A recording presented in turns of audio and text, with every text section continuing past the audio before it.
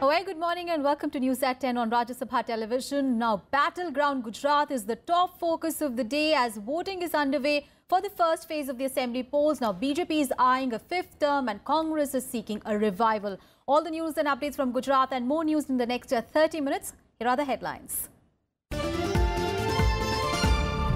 First phase of polling underway in Gujarat. 89 seats across Saurashtra and South Gujarat vote to seal the fate of 977 candidates, including Chief Minister Vijay Rupani and Congress's Shakti Singh Gohil. VVPATs being used for all the seats for the first time.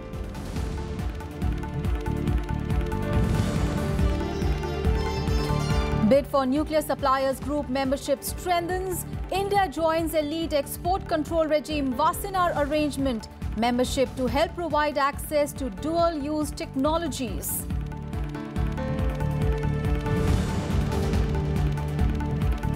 Indian death row prisoner in Pakistan Kulbhushan Jadhav to be allowed to meet his wife and mother on 25th of December. Pakistani government assures safety of the two visitors. Indian High Commission officer to be present during the meeting.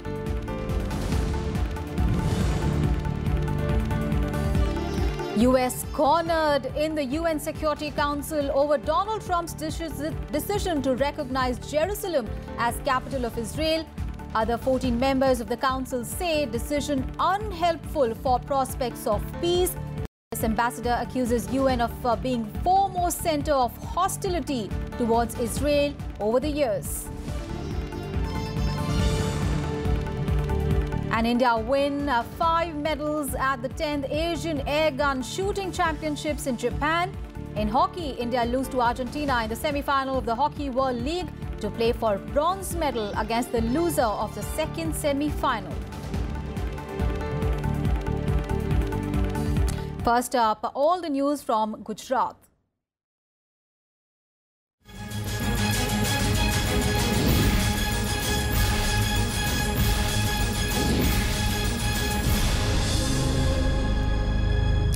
Polling is underway for the first phase of assembly elections in 89 constituencies and it will continue till 5 in the evening today. The election is being held across 19 districts of Saurashtra, Kutch and South Gujarat. Now, this time it is the first that VVPAT machines are being used along with EVMs in all the 182 seats to ensure transparency. In 2012, the BJP had won 63 of the 89 constituencies that are going to polls in this phase, while the Congress had got 22 seats and others had won 4 seats. And these are the visuals of Chief Minister Vijay Rupani casting his vote this morning. Earlier, Prime Minister Narendra Modi also appealed on Twitter to people to come out in large numbers and vote. Congress Vice President Rahul Gandhi also urged the voters, especially the youngsters, to come out and exercise their franchise.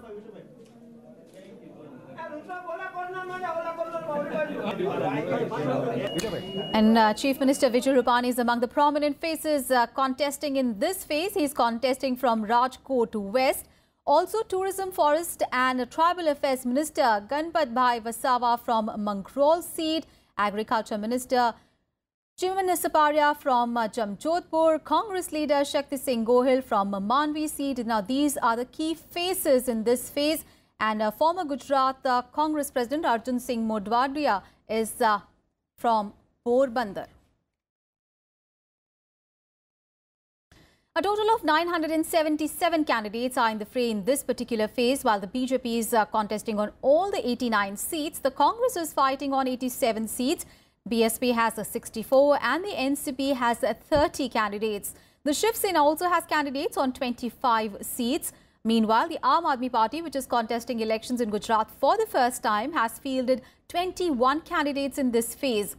443 independents are also in the fray.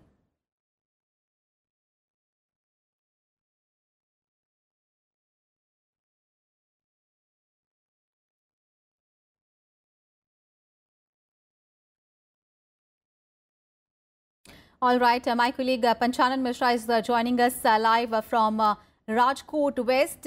A very good morning, Panchanan. As you were telling us early in the morning that people are there at the polling booths and there are huge queues at the polling booth since early in the morning. What is the situation right now? Yes, Ashwarya, definitely. The locals the voters are coming up in huge numbers. This is the Rajkot West seat. It's a totally urban seat where we usually don't expect so many people early in the morning. But before 8 a.m. in the morning, there was a queue of voters who were very excited to vote, and also they were saying that development is the core agenda, and they were believing the name of Narendra Modi, because they were openly expressing their thought that they are going to vote on the line of development only, and they believe the government. So, meanwhile, it has to be said that this seat was traditionally BJP's stronghold, and CM Vijay Rupani is the candidate from here, and he contested 2002 election from here. So it's definitely BJP's stronghold, so that we are getting the sense of this type of sense. But overall, the voting percentage is very good in overall 89 seats where we are getting the news. And the many issues which are dominating in this particular election is that Patidar Andolan and all the farmers issue and the Hardik Patel factor, which is somehow getting some error to BJP government and its candidate. So that is the reason that Prime Minister Narendra Modi has launched massive rallies in this first phase, and he did more than 14 to 15 rallies for this first phase. And it's very crucial that the Patidar factor is going to be very crucial in this phase, because out of 89, in 31 seats, Patidar has dominance, and they may play a big role. But while going to the rural areas, we witness that there is not unity in Patidar set. So it has to be seen the BJP will be able to convince them, or they will go to other factions. It will be very interesting, and the farmers issue also is a very important time, because rural Gujarat is thinking something different. It will be evident only after the 18th. But it is a Patidar factor, and farmers are dominating this election very much. All right. Thank you so much, Panchanan, for all those updates there from Rajkot West. And of course, the key first phase of assembly elections in Gujarat are on at the moment. The voting started at 8 in the morning, and it will continue till 5 in the evening. Of course, the second phase will be taking place on 14th of December, and the counting of votes will take place on 18th of December. An earlier correspondent, Panchanan Mishra, spoke to the voters in Rajkot West. What are the issues that they are voting for in this phase of elections? Let's take a listen. It's very important and crucial first phase election for Gujarat Assembly, and we are here at one of the polling stations. It's a Rajkot West Assembly seat from where Rupani just cast their vote. Issues तो बहुत सारे रहेंगे, ऐसा कुछ नहीं है. मतलब जैसे भी हर एक जो अच्छी चीज़ होती है उसके कुछ नेगेटिव पॉइंट्स भी होते हैं, but we should focus on the positive points. क्या अच्छा है क्या बुरा है. अगर मैं सोचूं कि भाई आज का यंगस्टर हूँ मैं, तो भी मैं सोचती हूँ कि यार मेरे को अभी यहाँ पे लाइन में खड़ा रहना है, मेरे ऑफिस के लिए लेट हो रहा है, प्राइवेट में छुट्टी नहीं होती, तो ये मैटर नहीं करता. बॉस को बोल सकते भी मैं 2 घंटे लेट आऊंगी, पर मेरे को वोट देने तो जाना है. वोट जरूर डालना चाहिए. वोट डालने से देश का फायदा होता है, और जो सही सरकार आएगी उससे युवाओं का भी काफी फायदा होगा. You all see that the voters are here going for the development plank, and also they are looking satisfied with the work done by BJP government here, particularly in the Rajkot seat. But this election is very crucial for this Saurashtra, Kutch and South Gujarat region, from where the 89 seats are going in poll. But the polling is going to be very good, and the factors of farmers and also Patidar is looking to affect this election. But let's see how much it's going to be effective on this Gujarat Assembly election, particularly for the first phase. In Rajkot with Junaid, this is Panchanan Mishra for Rajya Sabha TV. I mean, even as voting is being held for the first phase of Gujarat Assembly elections, campaigning is also on for the second phase, and Prime Minister Narendra Modi, BJP Chief Amit Shah and Congress's Rahul Gandhi will hold a series of rallies today to campaign for the second phase of voting on 14th of December. Now, Prime Minister Modi will address 4 rallies today. Prime Minister will hold a rally in Lunawada town, followed by a rally in Chota Udaipur district. He will also hold public gatherings in Anand and Mehsana districts. Apart from the Prime Minister, BJP President Amit Shah also will address public meetings in Lahore and Kheda district, as well as Congress Vice President Rahul Gandhi is stepping up his campaign. Rahul Gandhi will address his first rally in PM's hometown Vadodara in Mehsana district. It will be his first visit to Vadodara. He will also visit Patan, Banaskantha and Mehsana districts. Rahul Gandhi is also likely to campaign for the independent candidate and Dalit activist Jignesh Mevani, who is contesting with the Congress's support.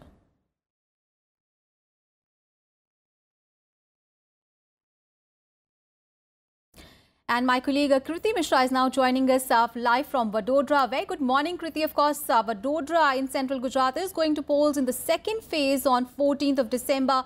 But this is the BJP fort, a really prestige battle for BJP because it is looking to repeat its clean sweep of 10 seats in the district in 2012.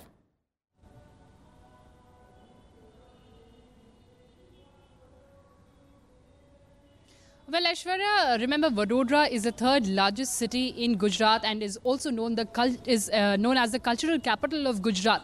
Now, let's understand the political significance of this particular district. In 2014, BJP's Prime Ministerial candidate Narendra Modi won this Vadodara seat with a record margin of more than 5.7 lakh votes.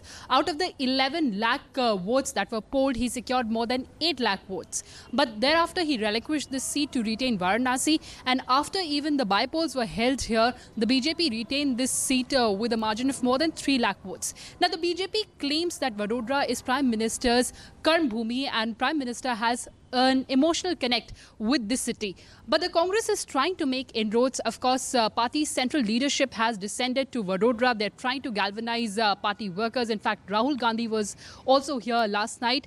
The Congress claims and alleges that BJP has betrayed the people of Vadodara. But remember, even after resigning from the Vadodara seat, Prime Minister said that he would leave no stone unturned for the meteoric rise and development of Vadodara. So, of course, it remains to be seen how the battle for ballots plays out in this undisputed fiefdom of the BJP and BJP's citadel. Because remember, the pressure on the BJP right now is to actually replicate its performance of 2012 assembly elections, where it retained all the 10 seats, as you also mentioned, in this particular district. So the BJP says that Vadodara is its impregnable fortress, but the Congress certainly is trying to make a dent here. Aishwarya? Absolutely. Thank you so much, Kriti, for all those updates from Vadodara there. So the electoral battle here really reflecting the larger contest in the state with the Congress trying to break into the BJP forts. Thank you so much, Kriti, for all those updates there. And the BJP released its election manifesto for Gujarat on Friday. Now called the Vision Document, it entails what the party will do for the state over the next 5 years. While releasing the document, BJP leader and Finance Minister Arun Jaitley said that his party was diligently working in the state, ensuring that Gujarat stays ahead in terms of development. The BJP's vision document for Gujarat, released just a day before polling is to take place, hails the development that has happened over the last 5 years. The party claims that in the last 5 years, Gujarat has developed more than any other state in the country. केवल एक राज्य है जिसका average growth rate 10% है. हम लोगों की performance है वो अपनी आंकड़ों में अपनी कहानी बतलाते. प्रयास हमारा ये रहेगा कि समस्त गुजरात को एक रखना और गुजरात की जनता के हर वर्ग की चिंता करना. The vision document has something for every section of the society. For the youth of the state, the manifesto promises 1,000 crore rupees for various schemes for self-employment, skill development and startups. The party has also promised a better irrigation policy, higher education for women and better health services in the state. It's a constitutional impossibility. यानी reservation beyond 50%. तो कुछ वायदे ऐसे किए जो वित्तीय दृष्टि से, फाइनेंशियल दृष्टि से असंभव है. The promises also include services like Mohalla clinics and cheap medicines. The party has also promised smart villages, smart traffic system, metro rail in Surat and Vadodara and AC buses in all big towns. Seeming unimpressed, the vision document's relevance has been questioned by the Congress party.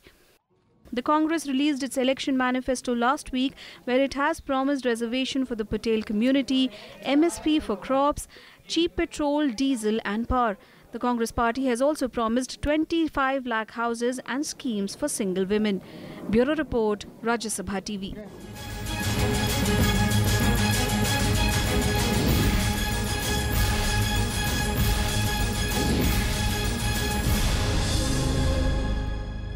So that was our special segment on Gujarat Assembly elections. The first phase, of course, is going on. Voting is on.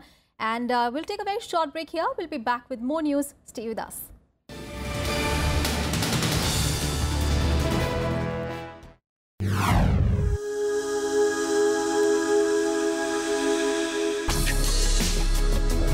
Tales that inspire. Stories of social change. A salute to diversity. Promoting public discourse. Events that motivate. Inspiring the innovative spirit. Watch Rajya Sabha television documentaries.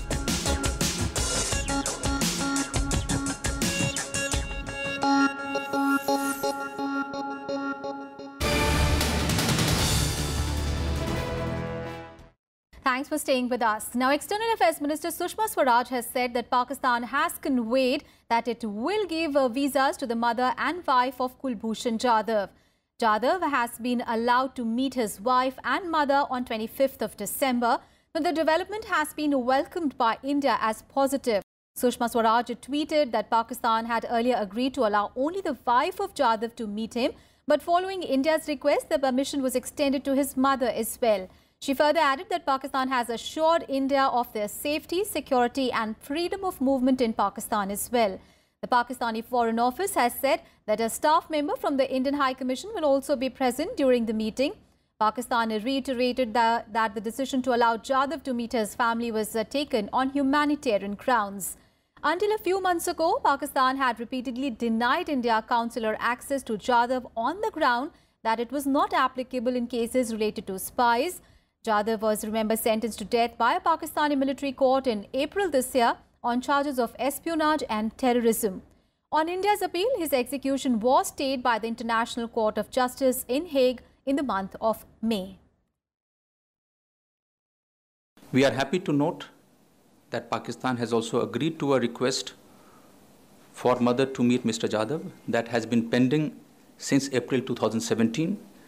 Pakistan government has also assured that it would ensure safety, security and well-being of the wife and the mother during their stay in Pakistan.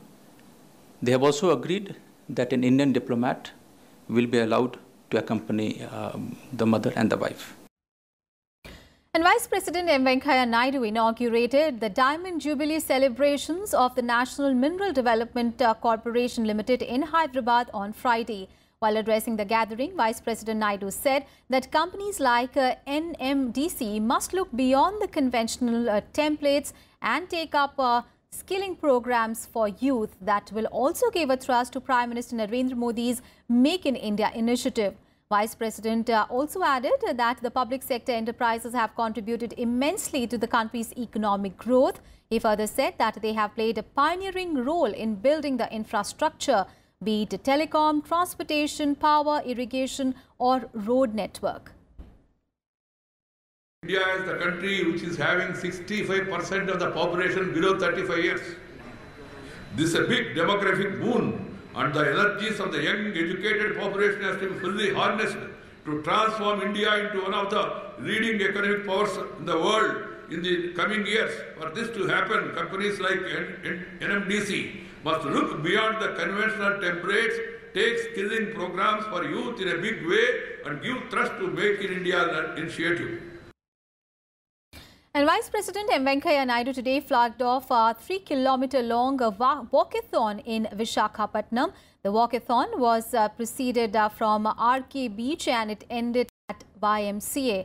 Now, various cultural programs are also planned throughout the day today. The event was organized by Andhra University. On this occasion, the Vice President called upon the students and asked them to deal with the current challenges with confidence.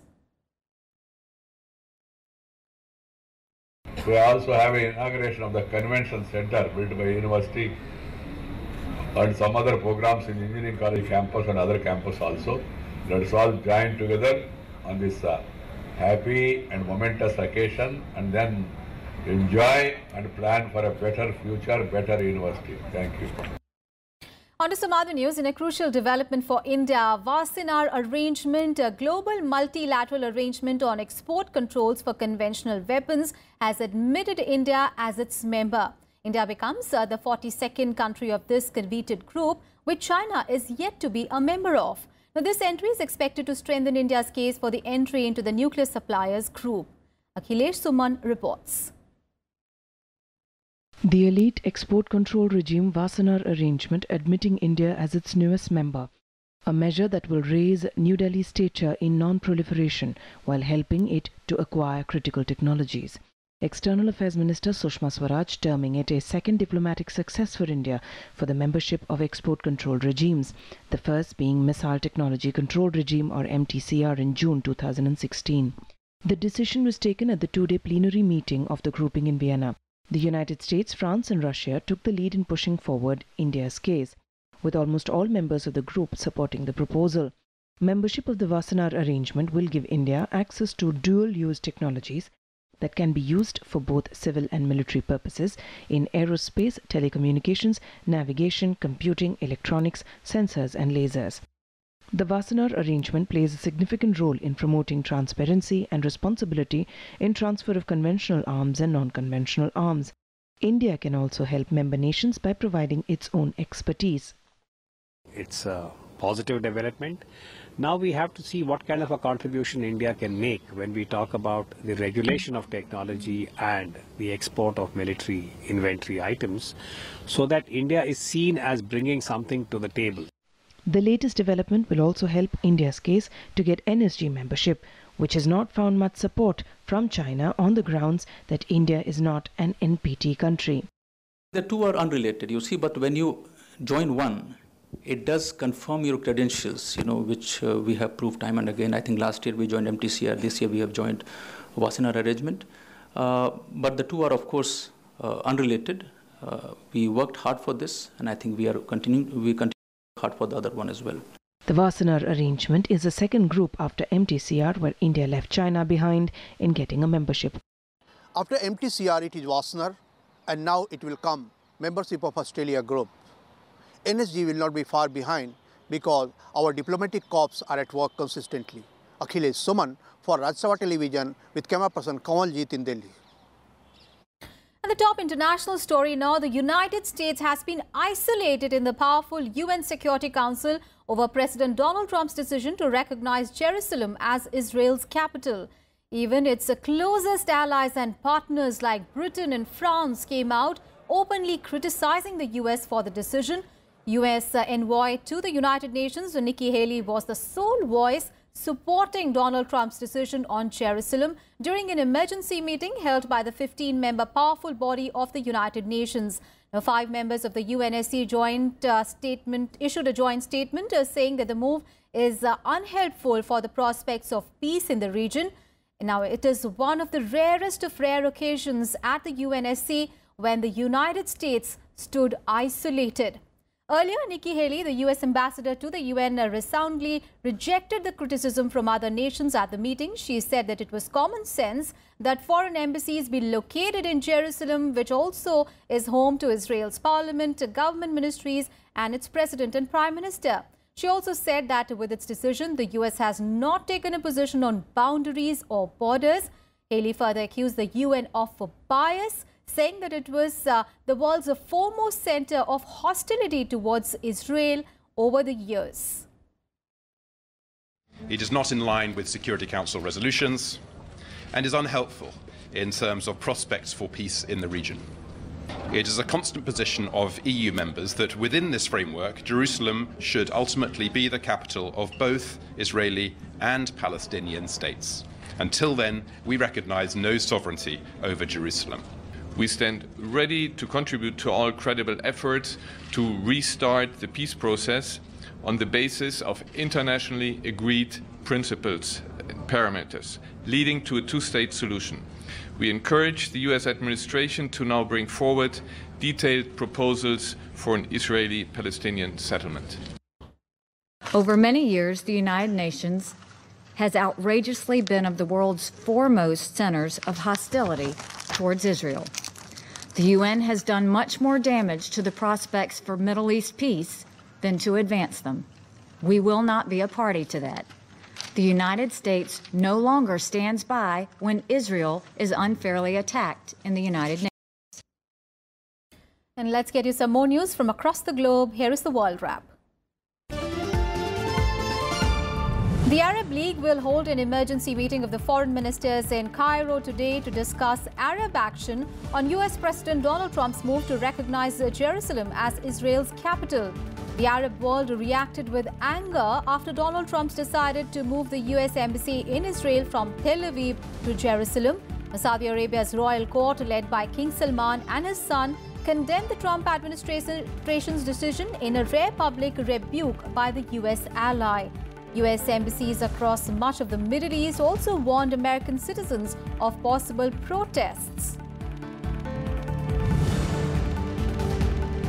At least 14 UN peacekeepers have been killed and 53 others have been wounded in an attack on the east of the Democratic Republic of Congo. The UN's MONUSCO mission said that the peacekeepers were attacked by suspected rebels of the Allied Democratic Forces in North Kivu province. 5 Congolese soldiers also died. UN Secretary General Antonio Guterres said that it was the worst attack on UN peacekeepers in recent history and amounted to a war crime. And more than 6,000 firefighters battled several intense wildfires on Friday that have swept across Southern California. The fires have destroyed at least 5,000 structures and also has forced close to 2 lakh people out of their homes over the last 5 days. 6 large wildfires and other small blazes erupted since Monday, ranging from Los Angeles up to the Pacific coast to Santa Barbara County and stoked by fierce west wind and Santa winds. Authorities say that the blazes caused insured losses of more than $9 billion. All the sporting action now in India lost to Rio Olympic champions Argentina by a solitary goal in the first semi-final of the ongoing Hockey World League final at Bhubaneswar on Friday. Argentina scored in the 18th minute of the match through a penalty corner to take a 1-0 lead, which proved to be decisive. The second semi-final between Germany and world champions Australia will be played today, and India will play against the loser of the second semi-final on Sunday for the bronze medal. And that's it in this edition of news. Thanks for your time.